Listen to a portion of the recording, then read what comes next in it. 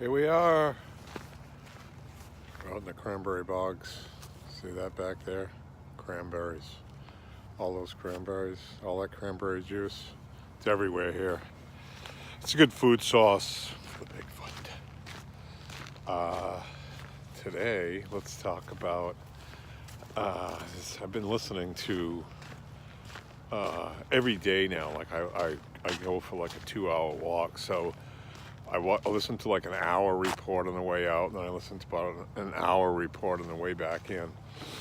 So it's been interesting, but I've listened to many Bigfoot reports. Some of them from Will Jiving, some of them from some other guy that's out in Oklahoma. And they have people on all the time. Now, I really would like to think that Bigfoot is real. And, you know, I mean, there's just thousands and thousands of reports. So I kind of think some of them are real. I don't know. But, you know, and then you get a lot of these that are, you can tell that these people are putting these people on their show just for show. Where's that Bigfoot track I found out here the other day? Well, there's one that looks like, I didn't even make that one. But I found one over here. I think it's gone already. I kind of put all the leaves.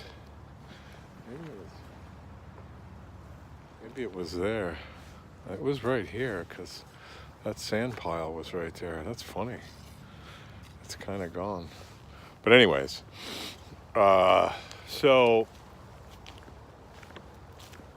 the Will Jiving stuff is just kills me. Oh my God, it's entertaining because he is just so arrogant and he knows everything and he has facts. And what kills me is he has contacts and he calls them Mr. Black. And then he'll tell you that actually he has about 5 or 6 of them. And again, we go with the 5 or 6 thing. Like, do you have 5 or do you have 6? Do you have 6 people that you know are contacts that are secret agents for the government that are telling you these facts? And he uses them as facts all the time. But he can't tell you who these people are or what agency they work for. But for instance, they know that the Sasquatch people take in 15,000 calories a day. And I'm like, oh, so we have government agents that, like, what do they track these Bigfoot? And every day they count how many calories they eat. Then they get an average over so many days. What the hell? How do you know it's 15,000 calories a day? Why isn't it 12? Or why isn't it 8,000? It's 15 and they know it. Because what? Did they weigh everything that the Sasquatch ate? They know exactly how many calories are in whatever they're eating, you know. And the fact that Bigfoot eat deer, you know, and other things, and they've always, you know, just people always claiming that they're feeding on deer, but you would find these carcasses everywhere. It wouldn't be a Bigfoot that ate everything every single day, ate every part of it, never found any of them, never found, you know, any carcasses. Nobody's ever had a sighting with a Bigfoot eating a deer, but we all know for a fact that they eat them, which is just crazy. You know, it doesn't make sense. So now that Bigfoot is, you know, Will has all of these, he claims there's 5 or 6 of these people that he calls Mr. Black. And Mr. Black, you know, when I'm speaking with Mr. Black, they tell me these facts and those facts. And that for one of them is that, you know, people say they're seeing Dog Man, but we know in fact that it's actually something else, or they're mistaking for Dog Man. You know, we know this for a fact, which is, you know, okay. You know, I just love listening to them because I think they're hilarious. When you listen to them and you listen to all the things, if you listen closely, you can tell that people, you know, always got to heighten the story.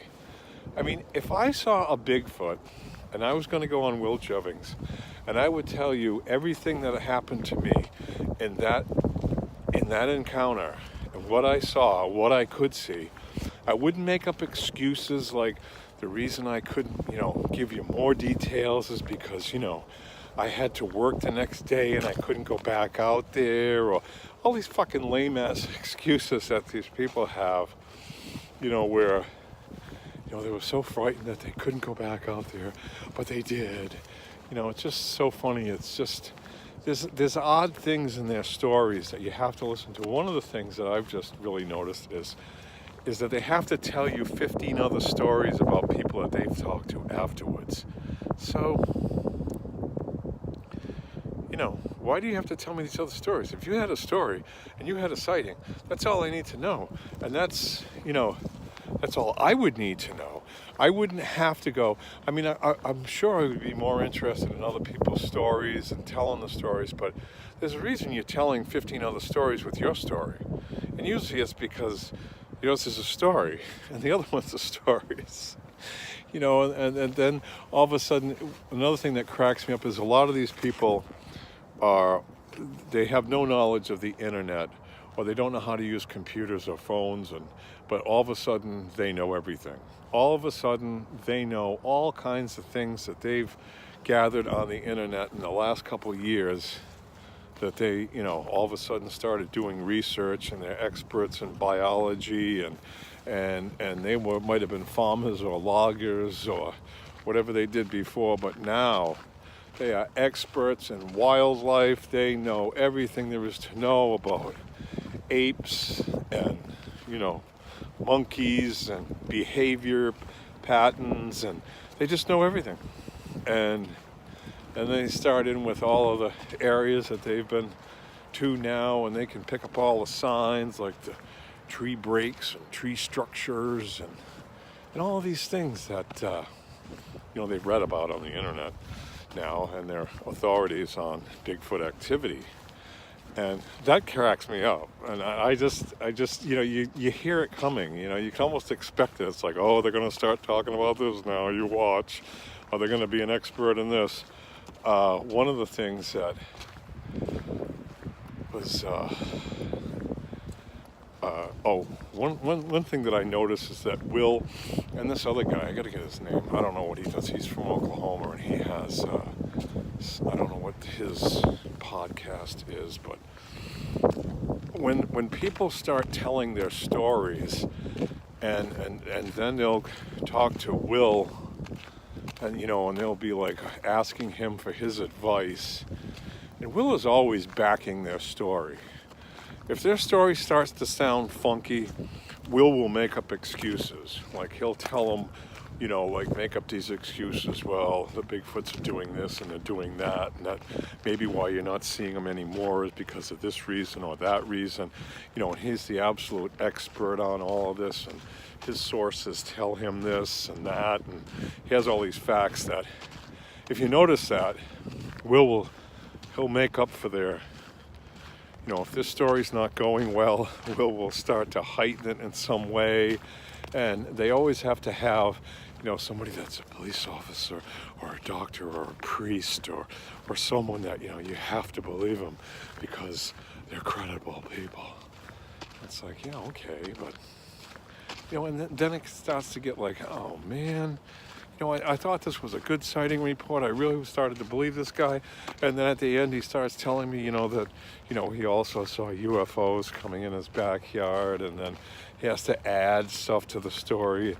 And then they go into the conspiracy theory shit, where it's just fucking incredible. And that's just another way of hiding your Bigfoot evidence. It's like, now you're going to make up all these stories about government agents stealing stuff and stealing evidence, and why you don't have evidence because, and people leaned on you and they showed up to your house and you weren't able to do anything. We had a few stories like that of people that this actually happened to, that they had their bank accounts frozen and they went to court over stuff that they didn't do. And I don't know.